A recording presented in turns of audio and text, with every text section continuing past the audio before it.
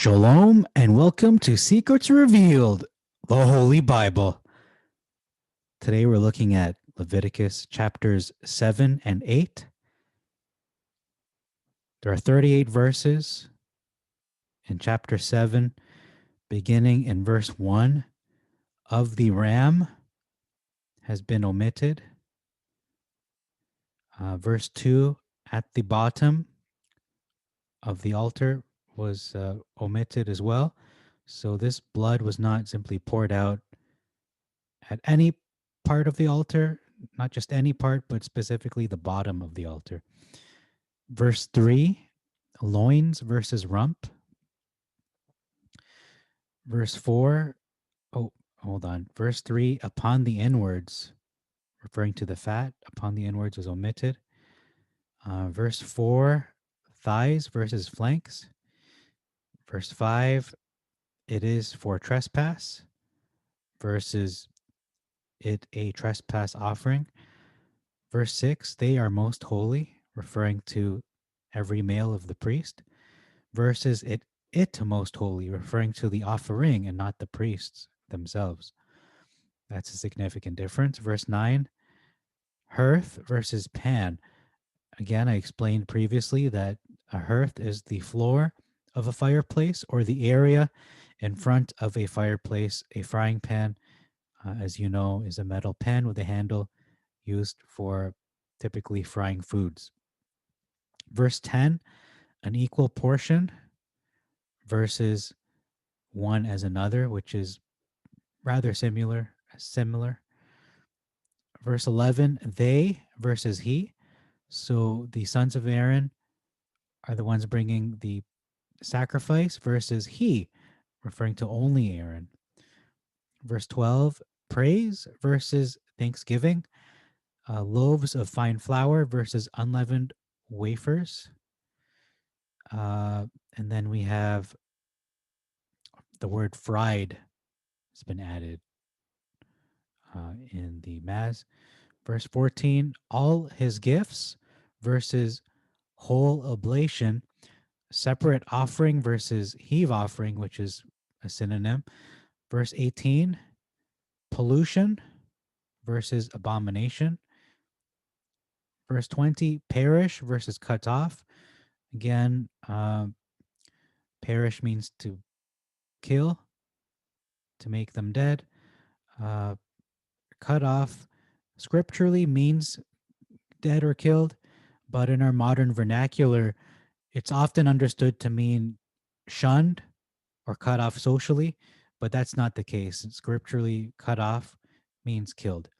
And this is a continuous difference you will see. Verse 23, it is explicit and specific that no fat is to be eaten of oxen or sheep or goats. Notice that fat of birds is not included in this prohibition. Continuing on, verse 24 talks about fat of such animals that have died of themselves or have been seized of beasts. So this could include all animals, period, because just as animals. However, everyone that eats fat off the beasts, so that soul shall perish. So this is talking about beasts, not specifically reptiles or birds.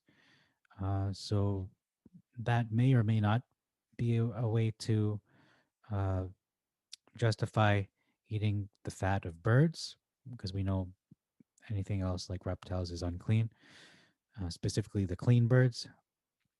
Verse 26, you shall eat no blood. So of beasts or birds. Notice that birds is mentioned here, but not in the previous verse of 23. Verse 27 reiterates that you shall not eat blood, period. No blood, full stop. Verse 30, fat of the lobe of the liver has been omitted. And then verse 32, we see here choice piece versus heave offering, which is also a separate offering. Last two differences, verse 34, separation versus heave, again a synonym. And then verse 37, the sacrifice versus meat offering. Okay, so that's all for this chapter. Moving on. Leviticus chapter 8 has 36 verses. Beginning in verse 4, he assembled versus the assembly was gathered. So in the Sept, Moses did it. He assembled the people. Versus in the Maz, they just did it without him, possibly. Verse 5, you to do. This is the thing which Yah has commanded you to do, versus uh, this, the thing which Yah commanded to be done. I don't think that's a huge difference. It's just a matter of the tense of the verb.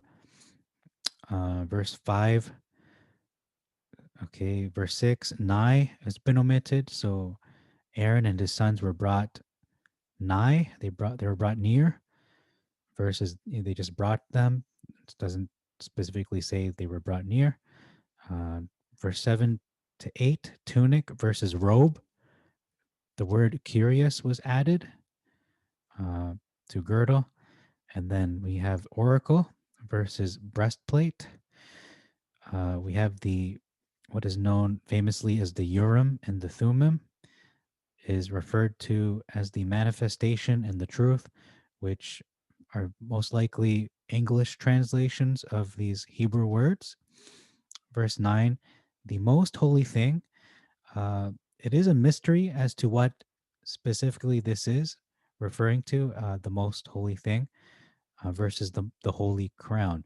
So is it in fact the crown? Is it the golden plate? Is it the part of uh, the part where it's engraved holiness to Yah or holiness of Yah? Is it the ephod? Is it the oracle? Is it the manifestation and the truth? It's hard to say because it isn't explicitly written here what it is. Um, it could just very well be the mitre on his head and put on the mitre in front the golden plate. Maybe the golden plate is the most holy thing. Maybe it's just right in front of me and I just didn't realize it. But again, I think it's rather mysterious. If you don't think it's a mystery, please comment below. Verse 15, we see atonement versus reconciliation. And atonement, by the definition of Webster's, is reparation for an offense or injury, and it satisfies a need. Verse 16, lobe versus call. That's a continuous difference. And offered versus burn. Verses 18 to 19, we see here Moses slew the ram versus he slew it. And this could very well be Aaron in the Masoretic text. It can be read that way. But we can see that Moses was most definitely involved in these priestly actions of killing the ram, of dividing the ram, offering the head, doing all these priestly uh, actions. Again, Moses doing it, not just sitting back and letting Aaron do all of it. He's taking on a priestly role here. So from this point on until verse 30, there is a staggering of verses where the Masoretic text is one verse ahead. And the numeration, again, these verse divisions were created by man. They're not originally in the scrolls of either the Masoretic or the Septuagint. They were just inserted there for the sake of organization and referring to portions of the scripture more easily, like a universal, Dewey Decimal System, you could say, in a way. So, verse 19 to 21, we have feet versus legs. Verses 23 to 24, poured versus sprinkled. Again, continuous difference. Verse 25 to 26, a consecration versus unleavened bread. And then cake versus wafer. Verses 28 to 29, separate versus waved, or separated rather. heave offering versus wave offering. 31, tent versus door. Um, this is the biggest difference in these two chapters, and it's in fact the title of this video. The title is, was Moses commanded? Was the command given from Moses? Was it from Moses or to Moses, or what was it? And this is the answer right here in verse 31. Let's read it in the Mass first. And Moses said unto Aaron and to his sons, boil the flesh at the door of the tabernacle of the congregation, and there eat it with the bread that is in the basket of consecrations, as I commanded. Okay, saying Aaron and his son shall eat it. Now, what does the Septuagint say on the other hand?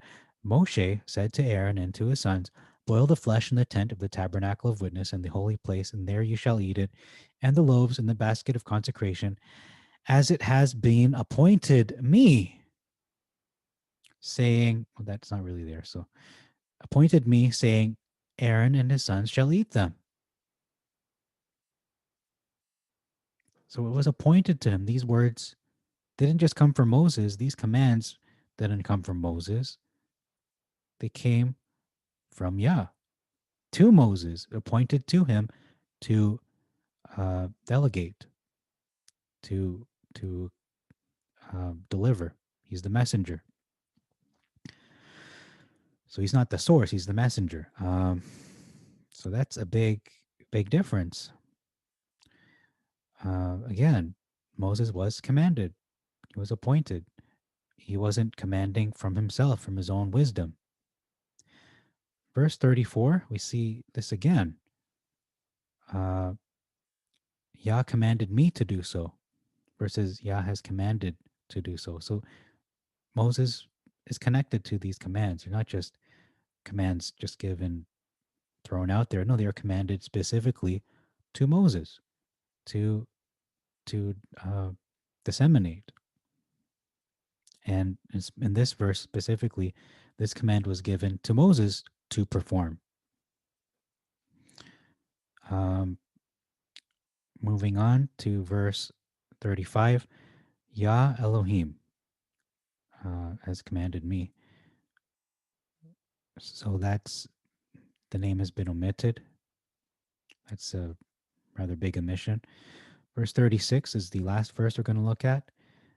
And we see here, by the hand of was added to the text in the Maz. So thank you very much for your time. May our Father bless you and make your way prosper.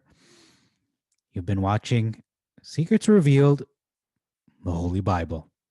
Shalom.